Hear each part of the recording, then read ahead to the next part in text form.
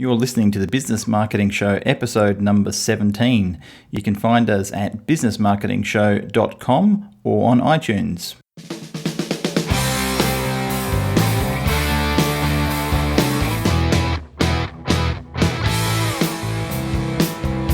Hi everyone, Ed K. Smith from Online Impact with Brendan Tully from the Search Engine Shop, and this is the Business Marketing Show. And today we have our guest that was on the last episode, Matt Reed from Photography Project and Perth Product Photography. And last episode, Matt and Brendan spoke about photos and how important it is to have high quality photos on your website and how much that helps with conversion of traffic, etc. So listen, if you haven't listened to that one, we'll have a link to that one as well, and in the show notes you can go and check that one out. Probably a good one to listen to first before you listen to the video one, I would suggest. So Brendan spent some time interviewing Matt about video in this upcoming episode. I was not involved with that one. I was doing something else at the time. I can't remember what it was, but Brendan and Matt did a fantastic job on both interviews. So there's some absolute gold in there. So Brendan, how are you, mate? Good, mate. Very good. Good. And well done on that podcast. It's fantastic. I had listened to it yesterday. And tell us more about this particular one with Matt about video, please. Sure. So this is part 2 of our chat. And you're definitely right. If you haven't listened to the photography episode, you should listen to that one first, because some of the things we talked about in the photography episode kind of relate to video as well. So in this episode, we chatted about video, and one of the core concepts that we talked about is, generally speaking, we should do photography first. If you're going to spend money somewhere and use a professional, do photography first before video, because it has a much longer shelf life, and you can use it. It's not just about using it on your website. You can use it all over the place, like in your print material, brochures, signs, whatever. So we talked about video and basically using video online to increase conversion. So some of the things we covered were the types of video that you can use on your website, because there's a lot of different types, right? There's you can use testimonial videos, you can use homepage intro videos, you can use product videos. So there's different types of videos you can use. We talked about some of the things not to do, and one of the big ones that Matt brought up is don't make your website video like a late night infomercial or TV commercial, which is a very common mistake. Not so much these days, but a few years ago, back 2011, 2012, where online video was becoming a bit more mainstream, people were getting these videos done that were just like a TV ad and putting that on the homepage, which really doesn't make sense because they're already on the website. So having a TV ad, which is style video that's about getting to the website, doesn't really make sense. So it's like connecting the dots there, that's just a bad idea. What else did we talk about? We talked about so using an external professional, some common questions around people being nervous and how to get them to perform on video, and just kind of how the video process works. When you have a video guy there, a photographer there, and you're doing video, how it actually works, and the different steps to the process, the storyboarding, which I didn't really think about much at all. Matt talked about how that for a lot of the videos, they actually storyboard it out and plan the shots they need, which really saves them a lot of time when they get on site. How they split up the videos and how to, because a lot of business owners star in the video, so they're not, this might be the first time ever they've had to perform or act in front of the camera. So you had some good insights around how to make people comfortable and how to kind of remove a lot of that nervous, uptight feeling they have. So definitely an awesome episode and well worth checking out. But again, really stress the point that really always photos before video. Definitely. So it's a cheaper alternative, and as we said before, it's something that you potentially can use for a long time to come that doesn't get necessarily out of date, particularly if it's a product shot, and you may have that same product for the next 10 years, and if you've got a high quality image of it, then that image will work for 10 years. So if you've got some of the stuff we both see in terms of photography and images on websites are atrocious, and it's they wonder why people go, ooh, and leave and go to another website. So, and they may have a great product. This is the shame of it all. They may have a great product, a great service, but their whole image presentation is letting them down in terms of conversion. And if someone will go to a site that maybe has the same product or it's even more expensive, but they've had a better engagement on site with the images, etc. So the other thing we talked about that Matt really made a point of, that it's better, like having no video is actually better than having a really bad quality or just a poor video. So totally. We've both seen plenty of examples where people have DIY'd a video on an iPhone and it just doesn't work. So it's another kind of important point. We talked about some of the DIY stuff as well, because in some cases, I think we talked about it more in the photography episode, but in some cases you kind of have to DIY. So he had some tips for that as well. Cool. All right. Well, let's get into the episode and hear what you guys had to say. Thanks, Brendan. Here's the episode. In the workshops we do, we get a lot of questions about video, and I get a lot of questions from clients about video. And I almost always say, photo before video, because it's such a long-term thing. You can get photos done and use them for years. But once they've kind of checked off the photo box, I guess, and they've got, they're leveraging photos as part of their marketing strategy, then the next logical step for me is to get some video done. So you guys do video as well? We do, and I totally agree with your thought process. Like, get the photos done. That's a no-brainer. That's definitely a step one. We have people come to us wanting a video because everyone wants a video, and you look at their marketing and it's like their time and effort would be so much better spent right now in photos initially and then the video. So I think that's a perfect point. Yeah, and let's run through some of the common video types. Like for a typical small business, what sort of videos, because there's different types of videos, right? Some are short videos, they're going to have a short lifespan, and some of them are more, like you talked about before, the hero shot, that they're going to be there for a while and they're going to get a lot of views. So what are the different types of videos that people can use?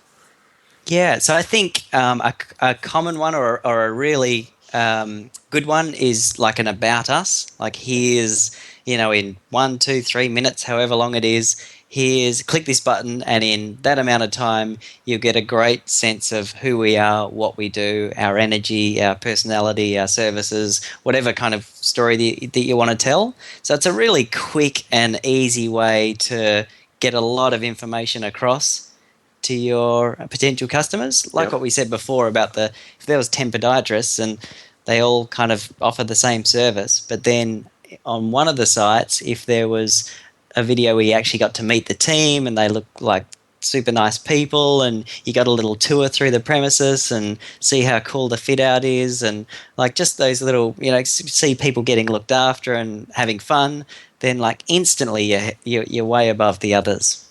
So that is definitely a potential, a good opportunity.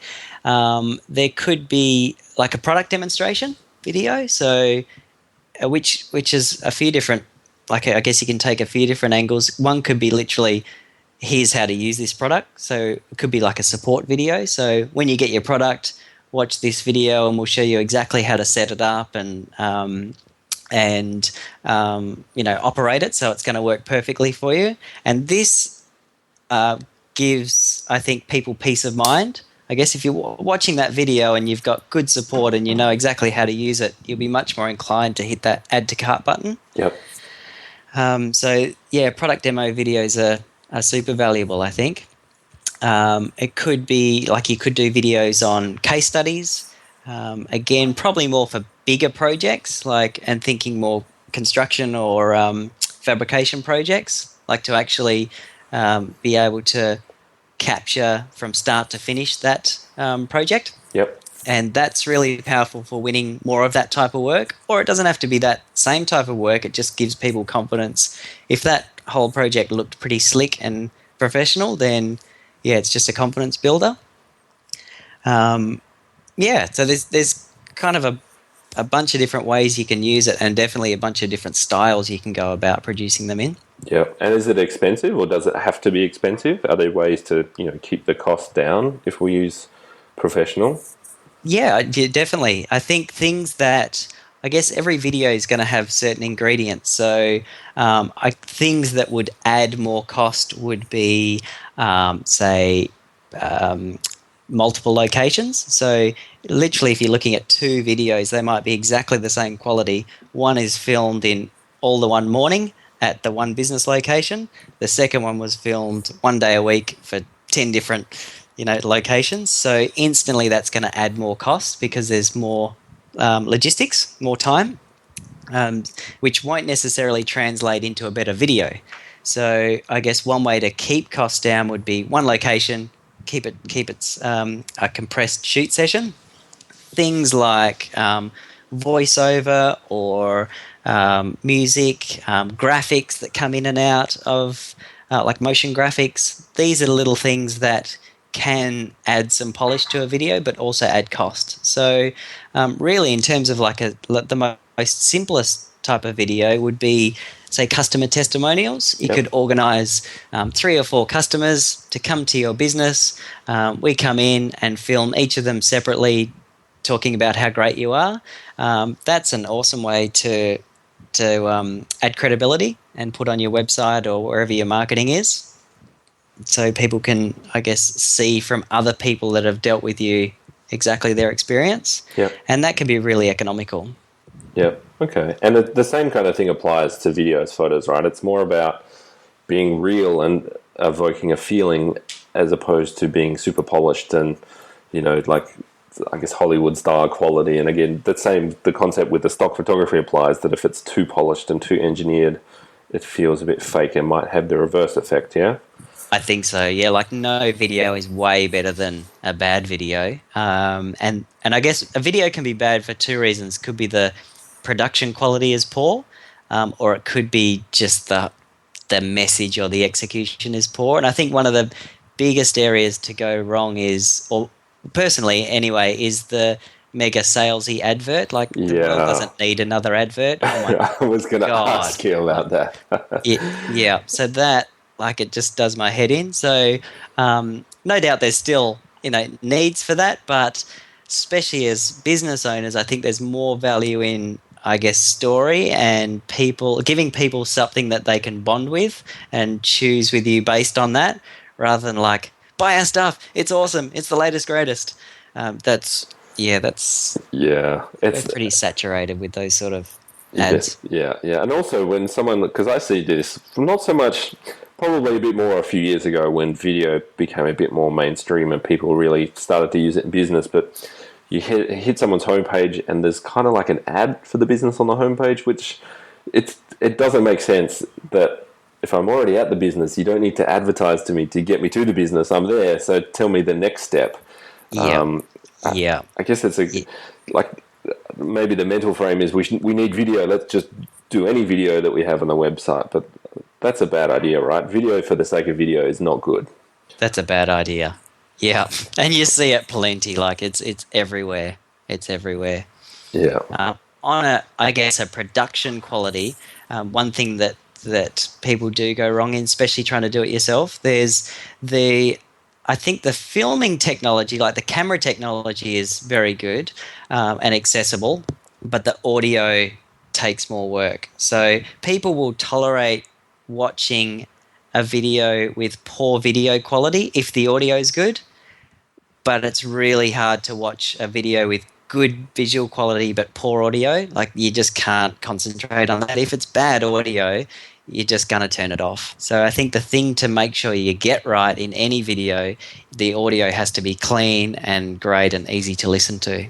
Yeah, I'd agree. Because I've started doing my own videos for some of the short videos we do, and definitely the audio is a bit of a challenge. It can be very hit and miss at times. So a lot of the time, you just have to throw it away because it's just the audio didn't work, or it's windy, or there's an echo or something.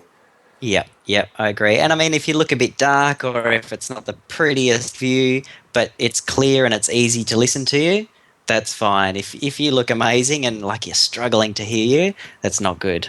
Yeah. So again, with the video stuff, how does a typical engagement work? Is it the same sort of thing as with the photos? They come to you with an idea, or a broad brief, and then you guys flesh it out? Pretty much.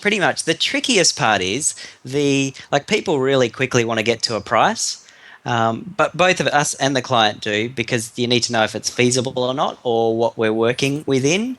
The thing is, with the video, to work out the price, you kind of need to go through the first quarter of the whole process. Like, most of the work happens before the camera comes out, and really, to get an accurate price, we really need to work out a lot of the logistics, like what. But in terms of a workflow, it's like, okay, what's the overall message? Where's the video going to go? How long is it going to be? What content needs to be in it? And then people might not have a clue, might not have thought about this, but this is something we kind of hash out in a conversation. And then based on that, we can start thinking about kind of ways to go about that and approach it, whether it's someone talking to camera, or if it's a voiceover and then they're seeing the product being demonstrated, or whether it's a tour of the business premises, starts kind of getting a bit real of how we'd pull off the idea. Yeah. And then based on that, then we would work out, okay, logistically, what's involved to get that to happen. Do you think we can come to your business and film for 2 hours and get everything that we need? It's just bringing in those different ingredients to see what would be involved to produce it, and then it's more possible to give a quote. So at that point, we would give a quote, say, okay, it's going to cost X amount, and then if the client's happy, then we go ahead.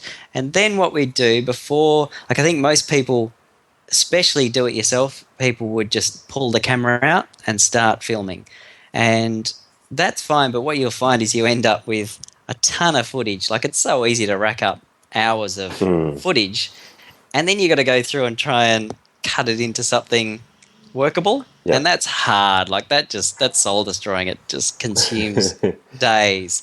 So we would almost edit the movie on paper before the camera comes out. So or this is one, there's many ways to do it, but this is a really efficient way of doing it. So, like, literally have it mapped out, a bit of a storyline, how it's going to go.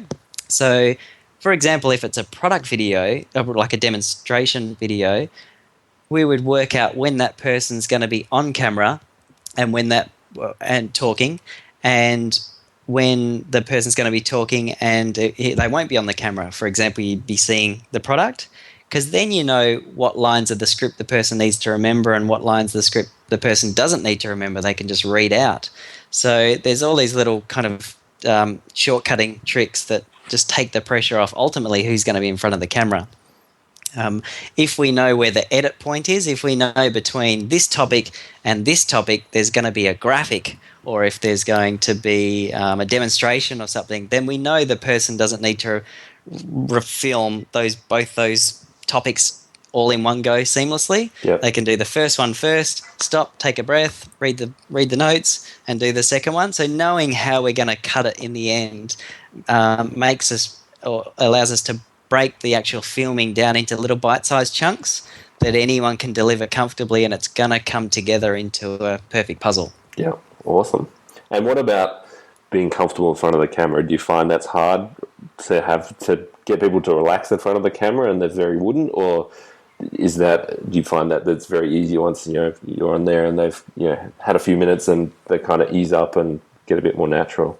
Yeah, I would say not many people would like to be in front of the camera. Like, if you could choose to be anywhere or anywhere else, like public speaking, going to the dentist, being on camera, they're all kind of around the same limit for a lot of people. So, yeah, some people are fine. Some people really freak out. And so I think it's important to know that, because that might help determine how you film that. So sometimes people talk directly, like in videos. If you think about videos that you've watched, sometimes people are talking directly to the camera, like they're looking into the lens. Other people are looking off camera, like they're talking to someone else. So the camera's almost like joining in on the conversation. And this is much less threatening for someone to be able to be looking at someone else talking and the camera's just off to the side capturing it. If done right, the person can not even remember that they're being filmed. And I think for people that are really worried about being in front of the camera, this is a safe way to go. And the good thing about it, it's not live TV. So if it's small bite-sized chunks, we can record each chunk 10, 15, 20 times and pick the best one. And that's what we can do, and then build the video together based on the best takes. Yeah, awesome. So then at the end of that, I mean, there's obviously some editing and post-production. And then what's the delivery? Again, is it the same deal with the photos? They get a file, or do you guys do the upload to YouTube, or what happens from there? Yeah, both. And it comes down to the client as well.